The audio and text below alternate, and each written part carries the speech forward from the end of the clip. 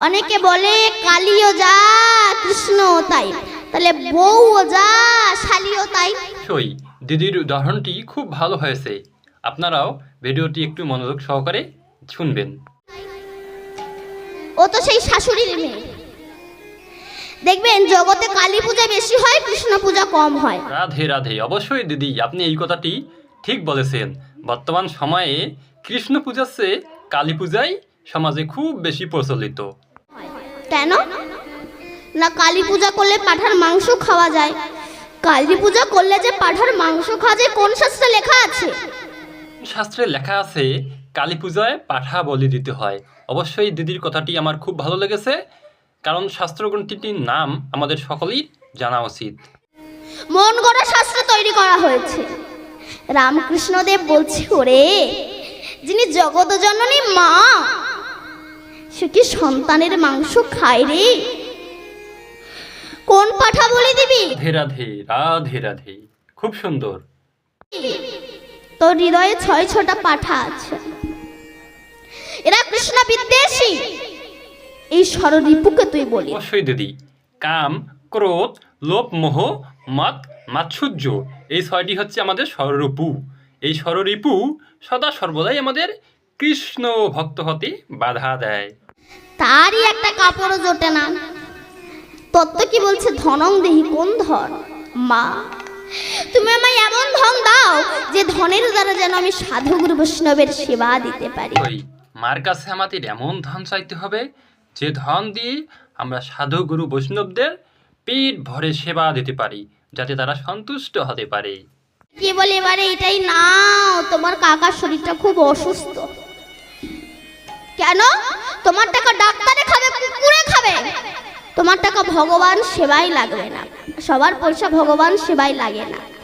বিদ্যাং দেহি, মা তুমি আমায় এমন বিদ্যা দাও যে বিদ্যার দ্বারা যেন আমি শাস্ত্রগ্রন্থ রচনা করতে পারি। অবশ্যই মার কাছে আমাদের এমন বিদ্যা চেতে হবে, এমন আশীর্বাদ চেতে হবে, যার দ্বারা, যে বিদ্যার দ্বারা আমি অনেক শাস্ত্র গ্রন্থ নিজেই রচনা করতে পারি। পত্নী দেখি, মা তুমি আমায় এমন একটা পত্নী দাও সে যেন না বলে চলে একটু মিঠুন চক্রবর্তীর বই দেখে আসে, সে যেন বলে চলে একটু হরিনাম শুনে আসে। সই এমন পত্নী হতে হবে সেজন্য কৃষ্ণ ভক্ত হয়। বন্ধুরা, মা কালী উলঙ্গ হয়েছে। কোন উলঙ্গ? তিনি কামনা বাসনার বসন খুলে ফেলেছে। দিগম্বর, দিককে অম্বর করে তিনি বসন পড়েছে। কামনা বাসনার বসন খুলে ফেলে মুক্ত অঙ্গে রাস্তায় রাস্তায় কৃষ্ণ বলে বেড়াচ্ছে। হরি বল। সেই মাকে পূজা করে বলো, মা তুমি যেমন মুক্ত অঙ্গে রাস্তায় রাস্তায় কৃষ্ণ বলে বেড়াচ্ছ, আশীর্বাদ করো আমিও যেন কামনা বাসনার বসন খুলে ফেলে মুক্ত অঙ্গে রাস্তায় রাস্তায় কৃষ্ণ বলে বেড়াতে পারি। নিতাই হরি বল হরি বল। আমরাও যেন সমস্ত কামনা বাসনা ত্যাগ করে সদা সর্বদাই ভগবানের সেবায় নিযুক্ত থাকতে পারি। খরচা করে হরিনাম দিচ্ছে। এই হরিনামে কি হয়? বলছে হরিনামে, হরিনামে।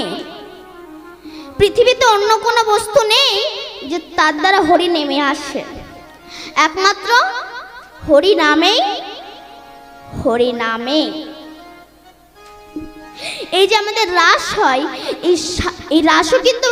রাধে রাধে। বন্ধুরা, আমি দিদির এই সম্পূর্ণ ভিডিওটি দেখলাম, দেখে আমি একথাই বলতে পারি যে শ্রীমদ্ ভগবদ্গীতায় ভগবান শ্রীকৃষ্ণ বলেছেন যে যাদের মন কামনায় বশীভূত এবং যাদের বুদ্ধি অল্প, সেই অল্প বুদ্ধি ব্যক্তিরাই কেবল দেবতার পূজা করে, কারণ সেখানে দেবতা বলতে কোনো সক্ষম বস্তুই নেই।